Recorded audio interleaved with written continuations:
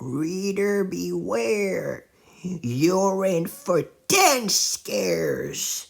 From an evil babysitter to a remote control that can control more than just the television set, to a teacher who's obsessed with snakes, to a cute, cuddly teddy bear gone bad. Here are 10 creepy, spooky stories guaranteed to give you goosebumps all night long.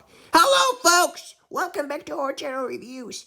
Today, I'm going to be reviewing Tales to Give You Goosebumps. Tales to Give You Goosebumps, indeed. So, you're probably wondering why I'm reviewing this book now, as I'm currently reviewing the OG 62 books. And the reason behind that is quite simple. It's the Halloween time. It's that time of year where you have basically, this is October. Halloween is just around the corner. So I wanted to do something special this year and something that is really kind of in line with the Halloween time and the month we're currently in. And I do believe that those stories are a perfect match for that. So basically today I'm going to be tackling the very first book from this series, Tales to Give You Goosebumps. There are about 6 of them. And for those of you who don't necessarily know about what Tales to Give You Goosebumps is about, you basically have 10 stories, short stories in one book. And basically, the stories are usually made of about 10 to 15 pages. It is very short. You know, the average Goosebumps book is very short too. It's kind of short, not that short, but kind of short. But these are really, really, really short, right? So I'm going to be tackling this book today and the 10 stories. I can't spend too much time on it because, it's pretty straight to the point, and I don't want to spoil it too much or anything. So in order to do that, I just have to mention it very briefly and letting you know about my views on this book. But before I do so, I would like to, speak a little bit about the front cover that I really enjoy with that ghost that is kind of standing in the foreground and he's reaching for something or someone. He looks really scary. And it actually, this thing, not this person, but this thing is actually Curly the skeleton. I know a little bit about him, not that much, but yeah, this is Curly the skeleton. He's really scary, all in white and fading away. And you have the full moon that is setting down. It looks like the full moon, or is it like the sun? I believe it is the moon, because it's also dark in the sky. And you have stars glowing, and here and there. And you have that big kind of mansion that is standing on top of that cliff, and with the stairway and everything. Wow, that front cover alone is good enough to make anybody want to read this book, especially now. I was speaking a little bit about the Halloween time. I believe this one is perfect for the Halloween period because a lot of those books are actually taking place at a specific time of year. And this one is revolves around the Halloween time, right? More or less. And basically, like I said, I'm going to be reviewing the 10 books, the 10 stories about that are in this book. And I'm going to read from the summary and basically letting you know what I thought about it. And I'll conclude with my review, or with my personal rating and my thoughts on it. My personal thoughts and my rating on it. So let's get started right now without further ado. Number 1, The House of No Return. 3 children dare a new boy into entering a house where a couple had died upon losing their baby daughter. I'm actually reading from the Goosebumps fandom website in case you're wondering. So yeah, this is The House of No Return. This is basically the story that opens this book. The House of No Return. Wow. One of my favorite books. One of my favorite stories of all time. It is so good. Basically, those kids are daring each other to, not daring each other, but basically they like to dare people. They're kind of recruiting. They're kind of like in some kind of a team. And basically they're recruiting newcomers. And basically, they have to spend about an hour or something inside a house that is said to be haunted. And basically, this is a very nice book and a very nice story. And the ending is pretty scary, I gotta admit. And pretty good and satisfying, but I'm not gonna spoil it in any way. Number 2, teacher's pet. 2 friends get a new teacher who has an interest in snakes. Yes, that one was pretty great too.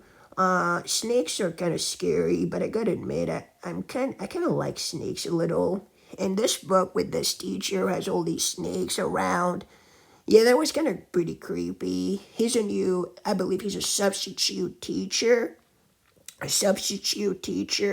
and he's really weird. He has all these snakes around, and there's something to it, obviously, but I'm not gonna spoil the book, the story itself, for that matter. But yeah, really awesome one as well.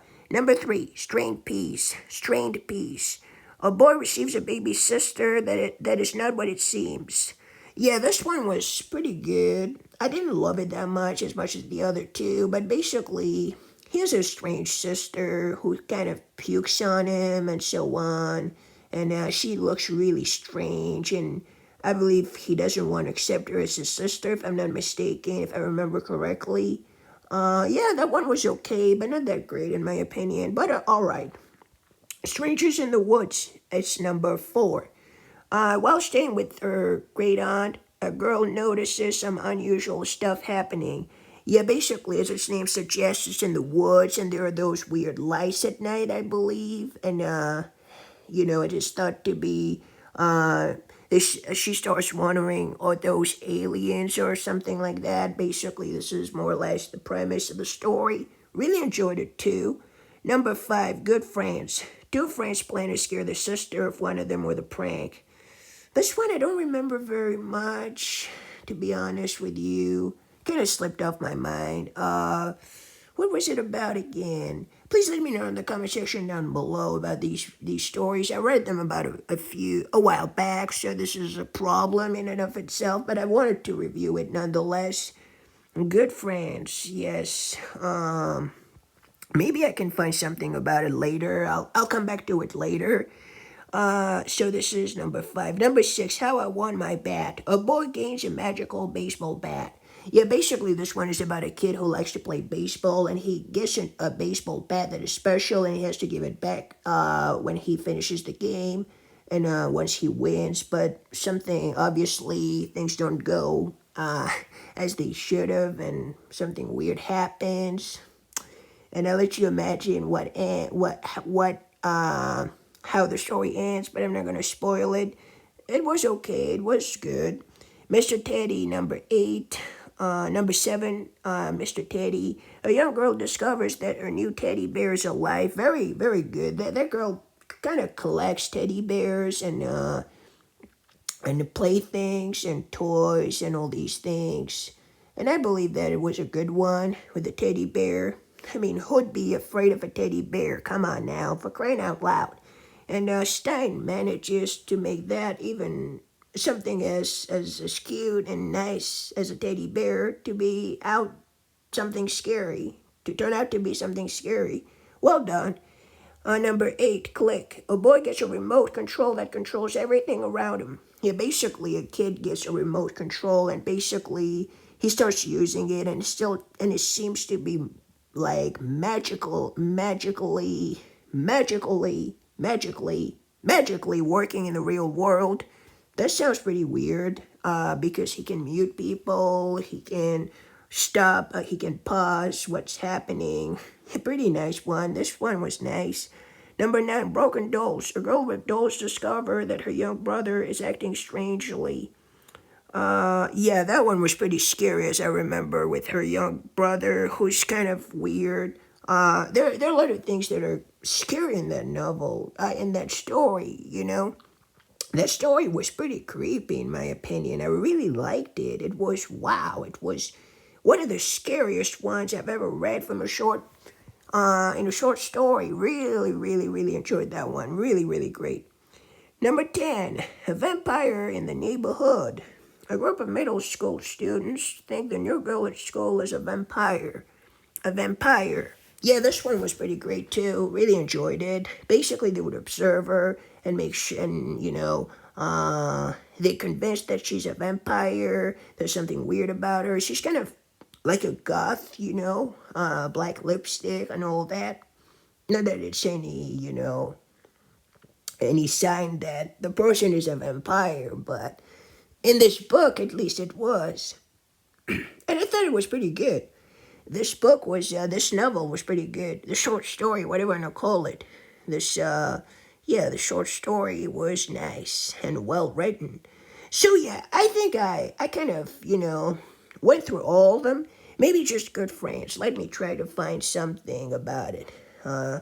Sorry about that. I'll just try to find some more detailed summary very quickly because I completely forgot about it. This is the one. It's just a blank, folks. And I apologize for that because when I'm reviewing, I should already know these things.